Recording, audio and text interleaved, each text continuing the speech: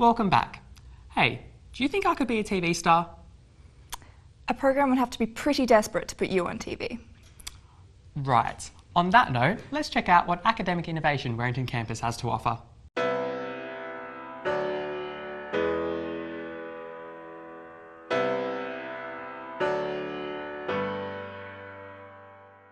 So the television production unit at the University of Western Sydney is a great initiative that started about 6 or 7 years ago when I was actually studying my Masters of Convergence in Media at vUWS. I got the opportunity to begin an internship in the unit. So I was a general production assistant, and at the time there was only myself and the senior producer and the executive producer Rachel Bentley working here. It was a great experience. It really opened my eyes to video content, whether that's being made to broadcast on Television Sydney or if it lives on the university website. They're both very different projects to work on, but I've been lucky to have some great mentors who've helped me to develop my skills. And now here we are 7 years later, and I'm lucky to be one of the producers at the unit. I guess the main reason we were set up initially was three-pronged. One, Television Sydney Community Television Channel is aligned with vUWS. We broadcast off the campus in Warrington South.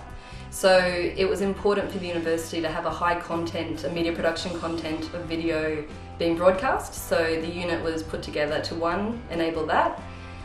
Secondly, the unit was brought together to make content, engaging content for the University of Western Sydney. This university does some fantastic work out in the community in the areas of engagement, sustainability, Indigenous work. So we're standing by now to help video those projects and to get them out on Television Sydney or on the university's website again. And thirdly, we're here, and probably most importantly to my heart, is to provide a practical learning experience for students at vUWS.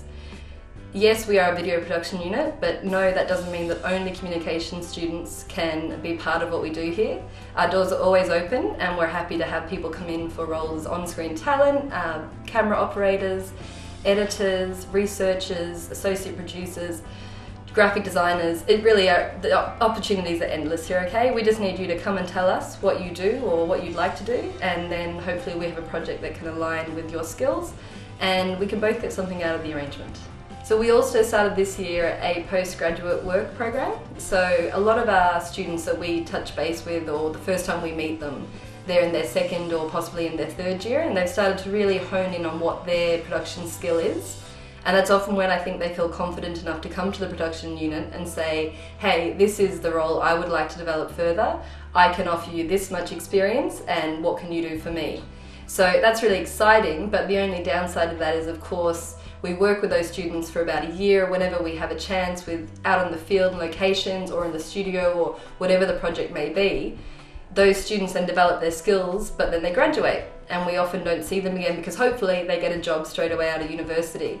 But we did find that a lot of students, and this is across all universities, it can be very hard for media students to get jobs in their field, to get a leg in and to make that contact that you need to make. So we started our graduate program in 2014, and we took 2 students on board, one as a production assistant and one as a production coordinator for a book show we run called Shelf Life. And that's been a fantastic experience for everyone involved. We were able to pay those interns. I think they stayed for about 9 months, and now both interns have now left, have secured employment in the industry, and we've all had a very positive experience. In the television world, whether it's at vUWS, whether it's at TVS, whether it's at Channel 7, 9, 10, these days you don't just make a TV show. You make a convergent project. TV shows need websites. Websites need social media pages checked. You know, YouTube is now its own TV channel in all reality.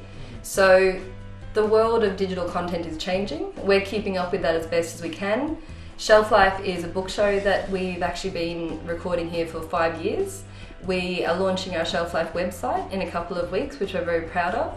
A lot of our other programs, Indigenous Models of Achievement, Inquiring Minds, we've really put a lot of emphasis on the website. We know content making is now very interactive and it's a peer-to-peer involvement. So as a producer, I love getting the public involved. I love when people come and say, you should do this, you should do that.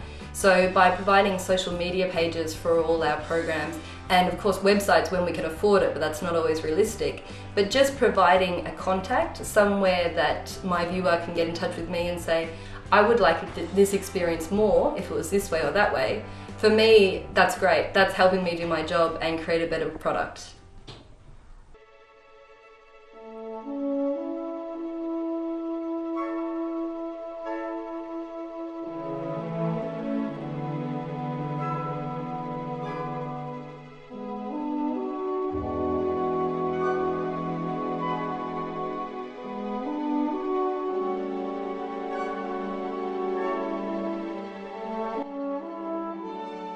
Okay, here at the vUWS Penrith Observatory, we offer engagement and outreach programs to the community.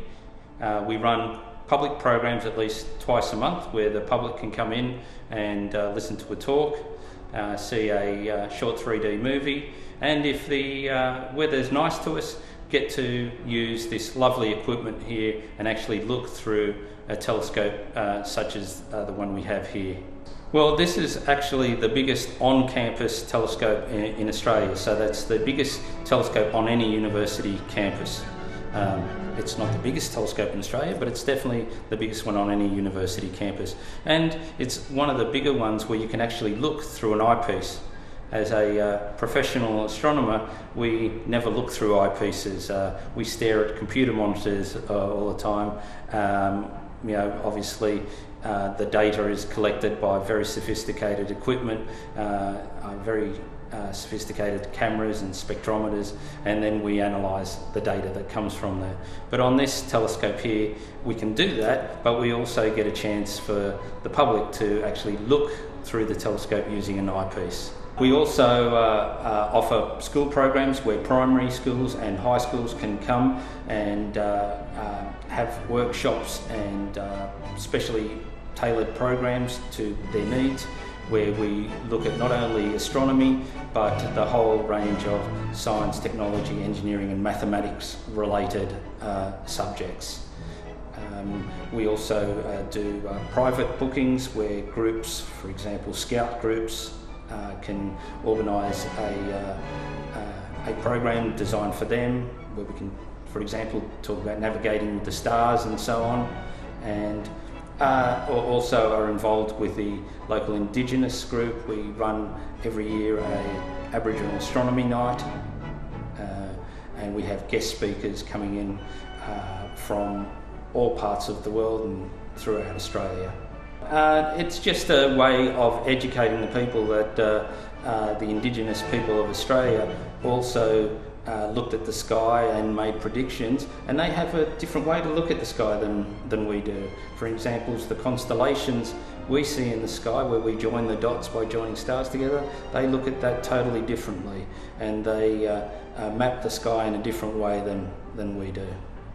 I guess that I see our role here at the observatory is to educate not only the kids but also the parents, to let them know what's going on in science, technology, engineering and mathematics, and we do that via astronomy, something that tends to interest most people. And so we're trying to inspire the kids and the parents to think about taking those subjects in science, technology, engineering and mathematics, and hopefully not only in the junior years but keep on doing that and go through to look for jobs in that area. It's so amazing to have such advanced technology hidden on campus. I wonder if you can see my house from there. Something tells me not. We'll be right back after this break.